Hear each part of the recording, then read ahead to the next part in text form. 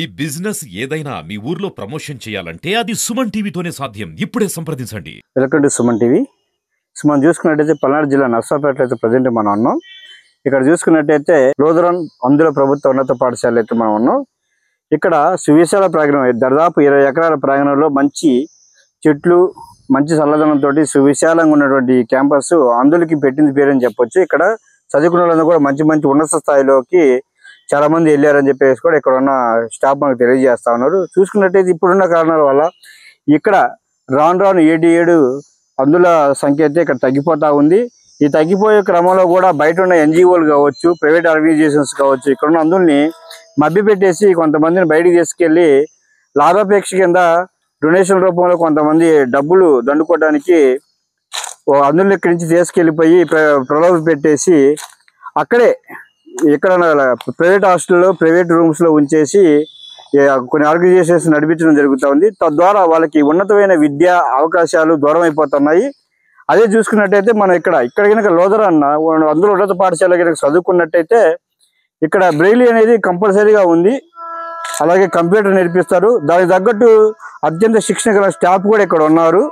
So ఇలాంటి మంచి facilities ఉన్నాయి. ఇలాంటి ఉన్నత పాఠశాలను కాదని చెప్పేసి చాలా మంది అయితే అవగాహన లేక తల్లిదండ్రులు అయితేనేమి, పిల్లలు అయితేనేమి, అలాగే కొన్ని రకాల బ్రోకర్లు అయితేనేమి, ఎన్జిఓ సంఘాలు అయితేనేమి ఇక్కడున్న పిల్లల్ని ప్రైవేట్ స్కూళ్ళలో లేదంటే ప్రైవేట్ విద్యా సంస్థల్లో జాయిన్ చేసేసి తద్వారా వాళ్ళ ద్వారా కొంత లబ్ధి పొందే మార్గం అయితే చేస్తూ ఉన్నాయి. తద్వారా ఇక్కడ సంఖ్య అయితే ఏటికేటికి పడిపోతూ ఉంది.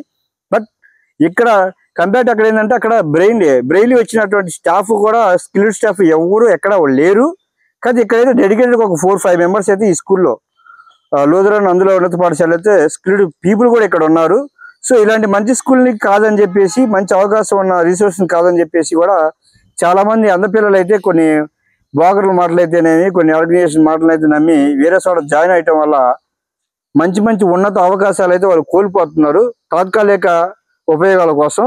సో మేము చెప్పే రిక్వెస్ట్ ఏంటంటే ఇక్కడ కనుక జాయిన్ అయ్యి 1 నుంచి 10th దాకా ఇక్కడైతే ఉంది. ఇక్కడైతే సపరేట్గా కంప్యూటర్ సెక్షన్ నేర్పిస్తారు, అలాగే బ్రెయిలీ నేర్పిస్తారు, చదవటం రాయటం అన్నీ నేర్పిస్తారు. బయట అయితే ఈ ఫెసిలిటీస్ అనేది చాలా తక్కువ అయితే మనం చెప్పుకోవచ్చు. సో అలా కాకుండా ఇక్కడ అయితే 1 నుంచి 10వ తరగతి దాకా ఫ్రీ ఫుడ్, ఫ్రీ హాస్టల్, అలాగే బాలబాలికలకి సపరేట్గా వసతులు ఉన్నాయి. మంచి మంచి క్లాస్ రూమ్స్, మంచి ఫెసిలిటీస్ ఉన్నటువంటి హాస్టల్స్, అలాగే ఏ క్లాస్ అయిన ఫుడ్ కూడా ఇక్కడ పెడతా ఉన్నారు వీళ్ళకి ఫ్రీగా. బట్ ఈ ఎయిడెడ్కి అయితేనేమి, గవర్నమెంట్కి అయితే ఉన్నటువంటి కొన్ని క్లాసెస్ వల్ల కూడా ఇలాంటి ఎయిడెడ్ విద్యా సంస్థలు అనేది కొంచెం వెనకబడితనంలో ఉండి ప్రభుత్వ ఆదరణ లేక కూడా కొంచెం వెనకబడిపోతున్నాయి కూడా మనం చెప్పుకోవచ్చు.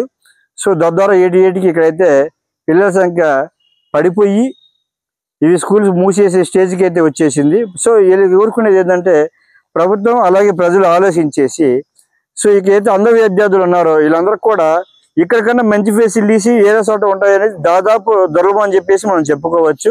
అలాగే ఇక్కడ చదవాలనుకుంటే తెలుగు రాష్ట్రాన్ని కాదు, దేశం యావలమూల నుంచి కూడా ఎవరైనా అంధ విద్యార్థులు ఉంటే 1 నుంచి 10వ తరగతి దాకా ఇక్కడ కనుక జాయిన్ చేసి చదివించగలిగితే వీళ్ళకి గవర్నమెంట్లు అయితేనేమి ఫస్ట్ ప్రిఫరెన్స్ వీళ్ళకి వస్తుంది. ఎందుకంటే ఇది ఆర్గనైజ్డ్ అలాగే రికగ్నైజ్డ్ విద్యా సంస్థ కాబట్టి ఇక్కడ చదివే పిల్లలకైతే చాలా మొదటి ప్రాధాన్యత ఉంటుంది. అలాగే కలెక్టర్ ఆఫీసులో కావచ్చు, మున్సిపల్ ఆఫీసులో కావచ్చు, చాలా గవర్నమెంట్ ఆఫీసులో అయితే ఉద్యోగ అవకాశాలు ఫిజికల్ హ్యాండిక్యాప్డ్ కోటాలో ఈ స్కూల్కి సర్టిఫికేట్ వాల్యూ ఉంటుందని చెప్పి కూడా నిపుణులు మనకు చెప్తా ఉన్నారు అనేక సందర్భాలలో. బట్ ఇదే బయట కాలేజెస్లో, ఎన్జిఓస్లో చదివినట్టయితే ఆ సర్టిఫికేట్కి అంత వాల్యూ ఉండకపోవచ్చు. అలాగే వాళ్ళకి స్కిల్డ్ ఏం లేదు కాబట్టి రాయటం, చదవటం వాళ్ళకి, ఎందుకంటే సపరేట్గా అందులో కావాల్సింది బ్రెయిలీ అని చెప్పేసి ఒక సపరేట్ లిపి ఉంటుంది. ఆ లిపి మీద ప్రాక్టీస్ స్కిల్డ్ ఉన్న అధ్యాపకులు ఇక్కడ శిక్షణ ఇస్తారు. వాళ్ళ ద్వారా ఈ పిల్లలు అనేది స్కిల్ నేర్చుకొని అటు ప్రభుత్వంలో కానీ ప్రైవేట్లో కానీ జాబులు పొందాలంటే ఆ లిపి అనేది, ఆ స్కిల్ అనేది మ్యాండేటరీ. సో అది ఇక్కడే దొరుకుతుంది. బయట అని కొన్ని మండలానికి కూడా కొన్ని స్కూల్స్ ఏర్పాటు చేశారు అందులోకి. వాళ్ళకి చెవిటి, మోగ, గుడ్డి ఇలాంటి ఫిజికల్ హ్యాండిక్యాప్లు కూడా అక్కడ వస్తున్నారు. బట్ వాళ్ళతో పోల్చుకుంటే బ్లైండ్ అనేది సపరేట్ కాబట్టి అక్కడ వాళ్ళతో కంపేర్ చేసేసి బ్లైండ్ పీపుల్కి అయితే అక్కడ శిక్షణ ఇవ్వడం అనేది దాదాపు దుర్లభం అని చెప్పొచ్చు. ఎందుకంటే 1-2 కోసం అక్కడ బ్రెయిలీ స్టాఫ్ రిక్రూట్మెంట్ చేసే బదులు ఇలాంటి ఎయిడెడ్ ఉన్నత పాఠశాల కనుక ఆదరణ చేయగలిగితే, దీనికి మంచి పూర్వవైభవం ఇవ్వగలిగితే ఇటు ఎయిడెడ్ పాఠశాలకి, అధ్యాపకులకి, అలాగే పిల్లలకు కూడా మంచి భవిష్యత్తు ఇచ్చిన వాళ్ళు అవుతారు. సో దీని గురించి ఇక్కడ చదివితే అడ్వాంటేజెస్ గురించి ఇక్కడ ఉన్న వాటి గురించి ఓల్డ్ స్టూడెంట్స్ ఇక్కడ మనకి వాళ్ళ అభిప్రాయాలు పంచుకోవడానికి మనతో పాటు ఇక్కడే ఉన్నారు. వాళ్ళు అడిగి మరిన్ని విషయాలు తెలుసుకునే ప్రయత్నం అయితే సుమన్ టీవీ ద్వారా చేద్దాం. నమస్కారం, నా పేరు ఎన్ రేవంత్ బాబు. నేను ఈ స్కూల్లో 2015 నుంచి 2022 దాకా చదివా. ఈ స్కూల్లో చదివితే చాలా మంది పిల్లలకి బాగుండిద్ది, మంచి అవకాశం దొరికిద్ది. ఈ స్కూల్లో చదివిన వాళ్ళందరికీ జాబులు వచ్చినాయి, ఉన్నత స్థితిలో ఉన్నారు. మీ పిల్లల్ని కూడా ఇక్కడ జాయిన్ చేయాలని, వాళ్ళ భవిష్యత్తు అని తోడ్పడాలి. మళ్ళీ ఇంటర్ 1 to 10th వరకు ఇక్కడ ఉంది. ఇంటర్ నుంచి డిగ్రీ వరకు నేత్ర విద్యాలయ కాలేజ్ లో జాయిన్ చేయాలి. నేను కూడా అక్కడే చదువుతున్నా డిగ్రీ. మన కాళ్ళ మీద మనమే నిలబడతాం. ల్యాప్టాప్ బ్రైలీ రిప్పి ఉండిద్ది, ఆడ ఓన్లీ ల్యాప్టాప్ లోనే ఎగ్జామ్ రాసుకోవాలి. మీ పిల్లల్ని కూడా మర్చిపోకుండా అర్థం చేసుకొని ఈ స్కూళ్ళల్లో బ్లైండ్స్ కాలేజ్ లోనే జాయిన్ చేయండి, ప్రైవేట్ సెక్టర్ లో జాయిన్ చేపివ్వకండి. సార్, నా పేరు ఎం శ్రీనివాసరావు అండి. నేను ఇక్కడ 1980 నుంచి 90 వరకు 10 సంవత్సరాలు ఇదే స్కూల్లో చదువుకున్నాను. నేను ఇక్కడ నర్సరావుపేట మున్సిపల్ ఆఫీస్ లోనే క్లాస్ 4 ఉద్యోగం చేస్తున్నానండి. గత 22 సంవత్సరాల నుంచి కూడా ఇదే ఊర్లోనే ఇదే స్కూల్కి వస్తూ పోతూ ఉంటుంటాను అనమాట. సో మా స్కూలు 1911వ సంవత్సరంలో 2 చింతల మరి పట్టణంలో ప్రారంభించారు. ఆ తర్వాత 1965వ సంవత్సరంలో నర్సరావుపేటకి ఈ స్కూల్ని తీసుకురావడం జరిగింది. అప్పటి నుంచి కూడా మాకు ఈ స్కూలు చాలా చక్కని ప్రోగ్రామ్స్ ఇస్తూ గవర్నమెంట్ పరంగా అయితే ప్రైవేట్ పరంగా అయితే ప్రజల్లో మంచి మంచి పేరు తెచ్చుకుంది. కొన్నిసార్లు అయితే రాష్ట్రపతి గారి అవార్డు కూడా తెచ్చుకున్నాం అనమాట మా స్కూల్లో. ఆ తర్వాత మా స్కూలు దేశంలోనే 2వ స్కూల్ ఇది. ఫస్ట్ స్కూల్ అమృత్సర్ లో ఉండేది, ఆ తర్వాత ఇది 2వ స్కూల్ బ్లైండ్ స్కూల్ అనమాట. ఈ స్కూల్ దాదాపు 150-200 దాకా కూడా జనాలు పబ్లిక్ బాగా బ్లైండ్ ఉండేవాళ్ళు. ఆయా రాష్ట్ర జిల్లాల నుంచి, ఆయా పట్టణాల నుంచి, పల్లెటూరు నుంచి వచ్చేవాళ్ళు. సో ఇటీవల వచ్చేసి గవర్నమెంట్ వారు కొన్ని రెసిడెన్షియల్ స్కూల్స్ అని, తర్వాత ప్రైవేట్ వాళ్ళు ఎక్కువ వాళ్ళు మా యొక్క బ్లైండ్ ని చేర్చుకొని వాళ్ళ ద్వారా డొనేషన్స్ అని అయితే వాళ్ళ ద్వారా వాళ్ళు బ్రతికేయటం అని అలా చేస్తూ వాళ్ళని ఉపయోగించుకోవడం మాకు ఈ స్కూల్స్ కి చాలా దెబ్బ కొడుతుంది. ఆ తర్వాత ఈ స్కూల్లో జనాలు చేరాలంటే మరి ఈ స్కూల్ చాలా మంచి చరిత్ర గల స్కూల్ అండి. ఇది మంచి మంచి ఈ స్కూల్లో చదువుకునే విద్యార్థులు మంచి మంచి పోస్ట్ లో ఉన్నారు. బ్యాంకుల్లో అయితేమి, తర్వాత ప్రైవేట్ సెక్టార్ లో, గవర్నమెంట్ సెక్టార్ లో లెక్చరర్స్ గాను చాలా చక్కని మంచి ఉన్నత పదవుల్లో ఉన్నారు ఈ స్కూల్లో చదివిన స్టూడెంట్స్.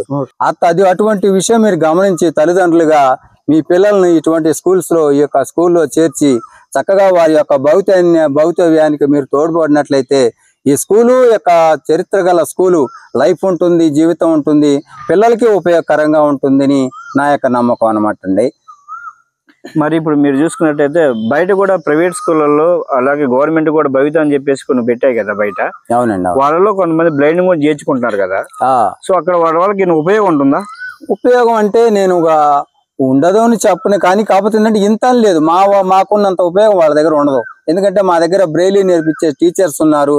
మా దగ్గర మరి అన్ని మరి నడక నేర్పించడం అయితే పిల్లలకి ఏ విధంగా ప్రవర్తించాలి, ఏ విధంగా సమాజంలో మెదులుకోవాలి అనే విషయంలో మాకు చక్కని ఒక ట్రైనింగ్ ఇస్తారు మా టీచర్లు.